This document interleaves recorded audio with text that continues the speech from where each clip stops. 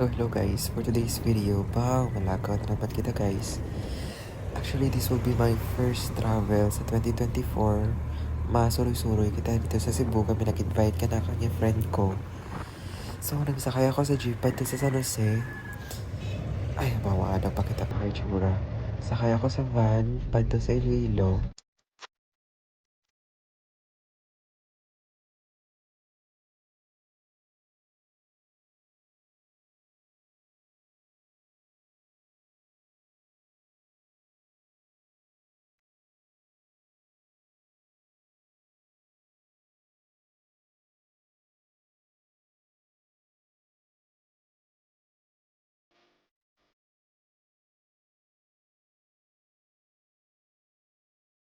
So, pagkabit ko sa Iloilo, nagsakay ko sa bus, padto sa SM.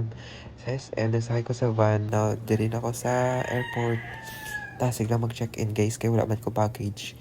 So, input lang kamay, kag-print kang boarding pass. Masaka na dito sa may boarding area, waiting area guys. So, muna, alat ko sa airport. Ba, nagabot ang aeroplano. So, nang video-video ako dyan panaog sa hagdan. Kaya imaydi ko kuno abi. Kaya aman yung aeroplano, hindi kalabot kang connector wala sa sa babaw, hindi kalabot. Kaya tama siya kagamay. So, muna nang naog lang kami to sa ground para dito na kayo maagi.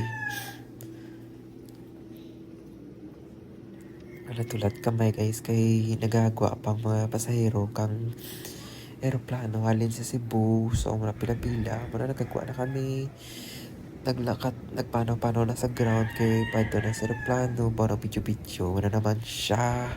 Sige, pakita ni kamay ah.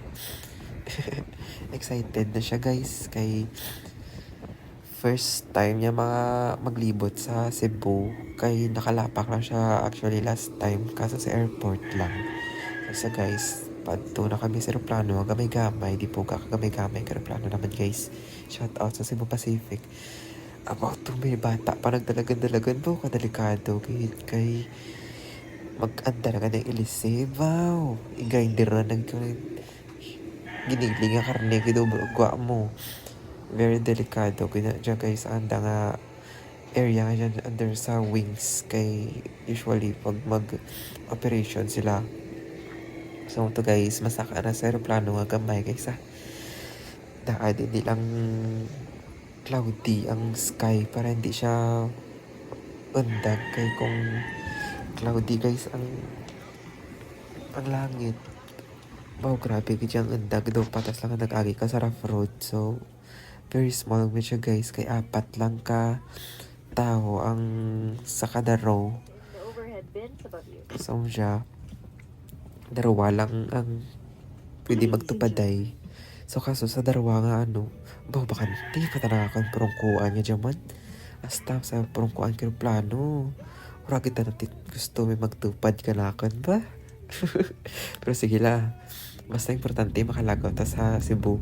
Ito guys, nalupad ang aeroplano. Siyempre, hindi pa siya magkamang, hindi pa siya maglangoy, hindi pa siya magdalagan. Siyempre, naglupad siya. So, ako siya guys, pagpa na kami sa Cebu. Mactan, Cebu. Welcome gid. Excited you guys kay ay maan dyan malibot ta sa Cebu. Mangita ta kang mga Bisaya friends na ton. Actually, nakalbaan ko pero may sundo man ako. May masundo man ka na sa airport. Ang friend ko nga si Man dati, nakaima ko sa barko which is chief cook na. So nag-invite siya nga madto dyan sa Cebu, lagawan ko daw siya. So syempre sinuhan ba ako nga mang hindi, di ba? Ikaw nagiginahaga, ginaplangka ka, hindi ka pa. So mo to nag-ugpa na guys, nag-undag mag-ugpa na. Syempre kami gamay na aeroplano. Pag-abot guys sa airport, transfer kami sa bus kay para daraan na kami dito sa may Mactan Airport yun yung main. So amo to pag-abot sa airport main building mo, nag-video-video na naman siya. Wala na siya nahuya kay wala mat makilala ka na. Amo to ginaabot ako kang friend ko, may service siya nga dara. So mabiyahe pa kami pa sa Carmen, which is ang andang lugar. Then sa wakas, nakaabot na kami. Buhay-buhay na naman. See you tomorrow. Good night. Guys, kapogit ko. Lapyo-lapyo ko pagabot. Good night. Mwah.